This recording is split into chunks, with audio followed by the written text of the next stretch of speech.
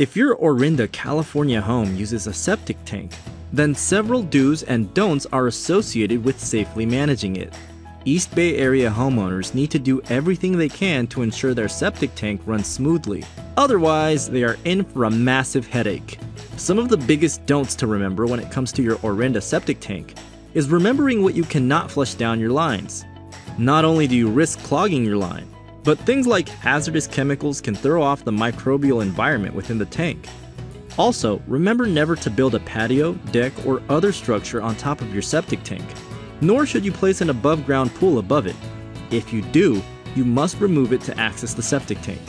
A few of the do's you need to remember is to know where your septic tank is located on your Orinda property. In addition, keep notes of everything you have done to your septic tank and its age, as the information can only help you. For septic issues, or if you need a septic tank replacement in Orinda, California, call us at 510-399-8744 for a free quote.